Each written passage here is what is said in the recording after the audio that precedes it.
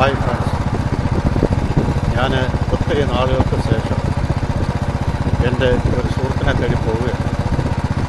അദ്ദേഹത്തിൻ്റെ വീട് കണ്ടുപിടിക്കണം. ഞാൻ ഒന്ന് രണ്ട് പ്രാവശ്യം വീട്ടിൽ പോയിട്ടേ ഉള്ളൂ. വീട്ടെവിടെയാണെന്ന് കറക്റ്റായിട്ട് എനിക്ക് ഓർമ്മയില്ല. അദ്ദേഹം ഒരു വ്യത്യസ്തനായ ഒരു കലാകാരൻ, വിരലുകൾ കൊണ്ട് വിസ്മയം തീർക്കുന്ന ഒരു അത്ഭുത കലാകാരൻ. അത് ഞാൻ നിങ്ങളുടെ അടുത്ത് പറയുന്നില്ല. അത് നമുക്ക് നേരിട്ട് കണ്ടെങ്കിൽ മാത്രമേ അദ്ദേഹത്തിൻ്റെ ആ വിസ്മയം എന്താണെന്ന് മനസ്സിലാവുള്ളൂ.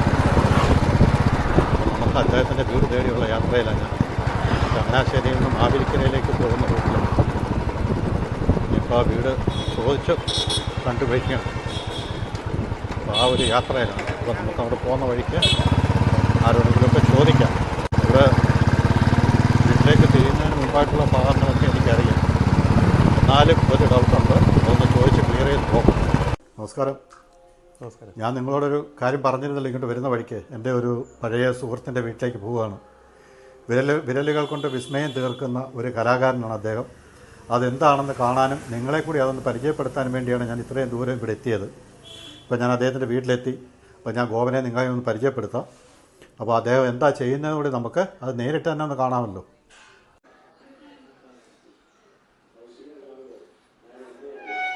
ഞാൻ നിങ്ങളെ പരിചയപ്പെടുത്തുന്ന വ്യക്തി താമസിക്കുന്ന വീടാണിത്. ഗോവൻ്റെ വീടാണ്. നിങ്ങളിത് കണ്ടോ? റോയൽ എൻഫീൽഡിൻ്റെ ടാങ്കാണ്. ഈ ടാങ്കിൽ വർഷങ്ങൾ കൊണ്ട് അദ്ദേഹം വിസ്മയം തീർത്തുകൊണ്ടിരിക്കുന്ന ഒരാളാണ്. അപ്പോൾ അതെന്താണെന്നുള്ളത് നമുക്കൊന്ന് കാണാം. റോയൽ എൻഫീൽഡ് ഉപയോഗിക്കുന്നവർക്കും അതിൻ്റെ പഴയ തലമുറയിൽപ്പെട്ടവർക്കൊക്കെ അറിയാം, ടാങ്കിൻ്റെ മുകളിൽ 2 ലൈൻ വരയ്ക്കുന്നുണ്ട്. നമ്മളൊക്കെ വിചാരിച്ചിരിക്കുന്ന ലൈനൊക്കെ അത് മെഷീനാണ് ചെയ്യുന്നതെന്നല്ലേ. പക്ഷേ അതല്ല, അത് മനുഷ്യൻ്റെ കൈകൊണ്ടുള്ള പ്രവൃത്തിയാണ്. നമ്മുടെ ഈ അടുത്ത ഏരിയയിൽ ഏറ്റവും അറിയപ്പെടുന്നതും ഏറ്റവും വൃത്തിയായും ചെയ്യുന്ന ഒരു വ്യക്തിയാണ് ഗോപൻ. ഈ ടാങ്കിൽ ഇപ്പോൾ ലൈൻ ഇടുന്നതാകാം ഒന്ന് വരച്ചെടുക്കുന്നത് കാണാൻ വേണ്ടിയിട്ടാണ് നമ്മൾ എത്തിയത്. ഇതാണ് ഗോപൻ. അപ്പം ഗോപൻ എന്താ ചെയ്യുന്നതെന്നുള്ളത് നമുക്കൊന്ന് കാണാം. കാരണം നിങ്ങൾക്കൊക്കെ പഴയ ആൾക്കാർക്കും ഒക്കെ അറിയാം, ഇപ്പോഴുള്ള ചില ബുള്ളറ്റുകളിൽ മാത്രമേ ഉള്ളൂ നമുക്ക് പഴയ ലൈനിങ് വരാത്തത്. അപ്പോൾ പണ്ട് ലൈനിങ് ഒക്കെ ഇട്ട് വന്നിരുന്നതൊക്കെ നമ്മൾ അറിഞ്ഞു കേട്ടിരുന്നതൊക്കെ കമ്പനിയിൽ നിന്ന് മെഷീനാണ് ചെയ്യുന്നത്, അങ്ങനെയൊക്കെയല്ലേ നമ്മൾ അറിഞ്ഞിരുന്നത്. പക്ഷേ അതൊന്നുമല്ല. ഇതുപോലെ ഗോപനെ പോലെയുള്ള വ്യത്യസ്തങ്ങളായ കലാകാരന്മാരുടെ കരവിരുതാണ് അതിൻ്റെയൊക്കെ കാരണമായിട്ടുള്ളത്. അപ്പം ഗോപൻ ഇത് എത്ര വർഷമായിട്ട് ചെയ്യുന്നുണ്ട്? 25 വർഷത്തിന് മുകളിലായി ചെയ്യുന്നുണ്ടല്ലേ. 25 വർഷം മുകളിലായിട്ട് ഇത് തന്നെയാണ് എഴുത്തും വരയുമാണല്ലേ, വരപ്പും ഉണ്ടല്ലേ. അപ്പം ഒരു ഉദ്ദേശം, ഗോപൻ ഈ 25 വർഷത്തിനിടയിൽ എത്രമാത്രം വരച്ചിട്ടുണ്ടാവും ടാങ്കിൽ? ഒരു കണക്കില്ല അല്ലേ. എന്നാലും ആയിരക്കണക്കിന് വരുമല്ലേ. ആയിരക്കണക്കിന് ബുള്ളറ്റിൻ്റെ ടാങ്കുകൾ ദിവസവും ഉണ്ട് അദ്ദേഹത്തിന്. 4, 5, 6 ടാങ്ക് ഓരോ ദിവസവും ഉണ്ടാവും. ഇതിപ്പോൾ വീട്ടിലിരുന്ന ഞായറാഴ്ച ആയതുകൊണ്ടാണ്. അദ്ദേഹത്തിന് മാവേലിക്കര വർക്ക്ഷോപ്പുണ്ട്. അവിടെ ഓട്ടോറിക്ഷയുടെ ബൈക്കുകളുടെ എല്ലാം പെയിൻറ്റിങ്, എഴുത്ത്, ഇതുപോലെ ബുള്ളറ്റിന് ലൈൻ ഇടുന്നത് ഒക്കെയുണ്ട്. ഇതാണ് അദ്ദേഹത്തിൻ്റെ ഏറ്റവും വലിയ കരവിരുതെന്ന് പറയുന്നത് ഇതാണ്. അപ്പോൾ ഈ കരവിരുത് നമുക്കൊന്ന് കാണാം, ഗോപൻ എന്താ ചെയ്യുന്നതെന്നുള്ളത്. നമ്മൾ ഇതിനു വേണ്ടിയാണല്ലോ നമ്മളിവിടെ എത്തിയത്. ഇതാണ് ഗോപൻ്റെ ഏറ്റവും പ്രധാനപ്പെട്ട തൊഴിൽ. ഇതാണ് അദ്ദേഹത്തിന് ഏറ്റവും ഇഷ്ടപ്പെട്ട തൊഴിൽ. ഇത് തന്നെയാണ്. ഇങ്ങനെയുള്ള കലാകാരന്മാരെ നമ്മൾ അറിയാതെ പോകരുത്. അദ്ദേഹത്തിൻ്റെ ഈ കരവിരുത് നിങ്ങൾ നേരിട്ട് കണ്ടു തന്നെ ഒന്ന് മനസ്സിലാക്കുക.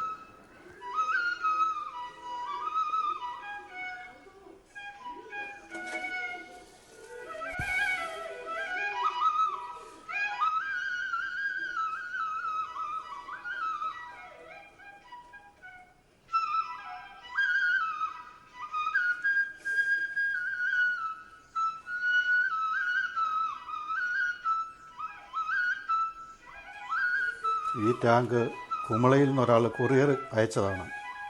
അപ്പോൾ അതിപ്പം കുറച്ച് ദിവസം ഇവിടുത്തെ പണിത്തിരക്ക് മൂലം ഗോപൻ അത് എടുക്കാൻ പറ്റിയില്ല. അപ്പോൾ ഇന്നിപ്പം എനിക്ക് വേണ്ടിയാണ് ഇപ്പോൾ അദ്ദേഹം ആ ടാങ്ക് കവർ പൊട്ടിച്ചെടുത്ത് വരയ്ക്കാൻ വേണ്ടി എടുത്തത്. വേറെ അർജൻറ്റ് വർക്കുകൾ ഇന്നും ഉണ്ടായിരുന്നു. അപ്പം തിരക്കുള്ളതുകൊണ്ട് എന്നെ വിടാൻ വേണ്ടിയിട്ട് അദ്ദേഹം ബോക്സ് പൊട്ടിച്ചെടുത്ത് ഇതിപ്പോൾ വരയ്ക്കുക. ഇതിനെ ഉണങ്ങിക്കഴിഞ്ഞ് വീണ്ടും പാക്ക് ചെയ്ത് കുമളിയിലേക്ക് അയച്ചു കൊടുക്കണം. കേരളത്തിൻ്റെ എല്ലാ മുക്കും മൂലയിൽ നിന്നും ഇവിടെ വരയ്ക്കാൻ വരുന്നുണ്ട്. ഇപ്പോൾ ഈ വരച്ചുകൊണ്ടിരിക്കുന്നത് ആദ്യത്തെ ഒരു കോട്ടാണ്. ഇതല്ല നമ്മൾ കാണേണ്ടത്. ഇത് കഴിഞ്ഞിട്ട് രണ്ടാമതൊരു സെക്കൻഡ് കോട്ട് ലൈൻ ഇതിൻ്റെ മേളിൽ കൂടി ഇടുന്നുണ്ട്. അതാണ് നമ്മൾ കാണേണ്ട കാഴ്ച. അതായത് ഈ വരയ്ക്കുന്ന ലൈനുകൾ ഒരു തലമുടി നാര് പോലും വ്യത്യാസമില്ലാതെ സെക്കൻഡ് കോട്ട് ഇതിൻ്റെ മണ്ടയ്ക്കൂടെ വീണ്ടും ലൈൻ വരയ്ക്കും. ആ വരയ്ക്കുന്ന ലൈനാണ് കൂടുതലായിട്ട് തെളിഞ്ഞു കാണുന്നത്. അതാണ് നമ്മൾ കാണേണ്ട കാഴ്ച. ഒരു പുള്ളിക്ക് അദ്ദേഹത്തിൻ്റെ കണ്ണും മനസ്സും മാത്രമേ അവിടെ ഉള്ളൂ. അദ്ദേഹം വർക്ക് ചെയ്തുകൊണ്ടിരിക്കുമ്പോഴൊക്കെ നമ്മളോട് ഓരോ കാര്യങ്ങൾ സംസാരിച്ചും പറഞ്ഞുമാണ് ചെയ്യുന്നത്. അത്രമാത്രം കൈപുണ്യവും ബാലൻസും നിറഞ്ഞ ഒരു കലാകാരനാണ്. ഇദ്ദേഹത്തെ നമ്മൾ അനുമോദിക്കുക തന്നെ വേണം. നിങ്ങൾ കണ്ടില്ലേ ആ കലാകാരൻ്റെ കരവിരുത് എത്രത്തോളം വലുതാണെന്നുള്ളത്. അപ്പോൾ ബാക്കിയുള്ള ഭാഗങ്ങൾ കൂടി നമുക്കൊന്ന് കാണാം.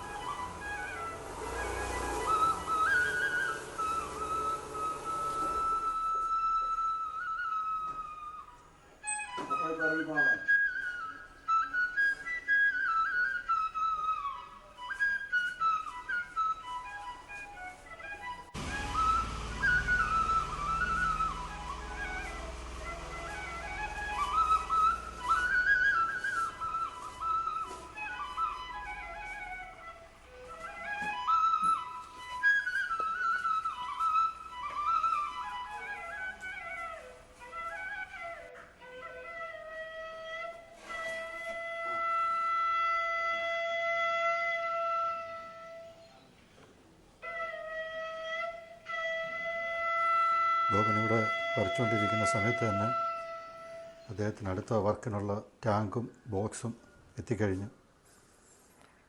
ഇവിടെ ബോക്സിലും ലൈൻ വരയ്ക്കാറുണ്ട്. പണ്ട് നമ്മുടെ പഴയ ബുള്ളറ്റിൻ്റെയൊക്കെ മൽഗാഡിലും ലൈൻ വരയ്ക്കുമായിരുന്നു. ഇപ്പം മൽഗാഡിലുള്ള ലൈനില്ല.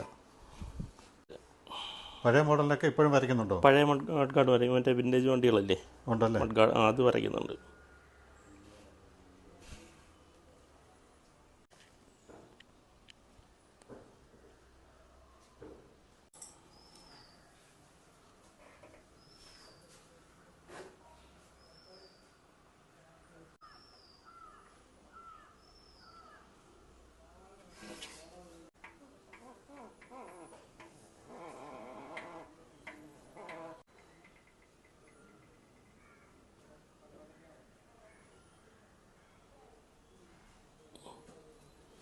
കലാകാരൻ്റെ കഴിവെന്ന് പറയുന്നത്.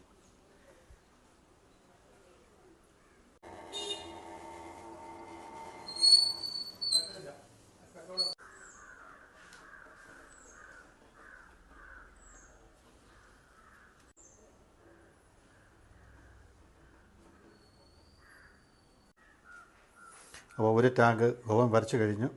ഇപ്പോൾ അദ്ദേഹത്തിന് അടുത്ത വർക്ക് എത്തിയിട്ടുണ്ട്. 2 ബോക്സും ഉണ്ട്, ടാങ്കും ഉണ്ട്. അപ്പം നമ്മുടെ കൈകൾ കൊണ്ടുള്ള വരയാണിത്, മെഷീൻ വർക്കൊന്നുമല്ല. എല്ലാവരും പണ്ടുള്ളവരൊക്കെ വിചാരിച്ചിരുന്നതൊക്കെ ഇത് മെഷീൻ കൊണ്ട് ചെയ്യുന്നതാണ്.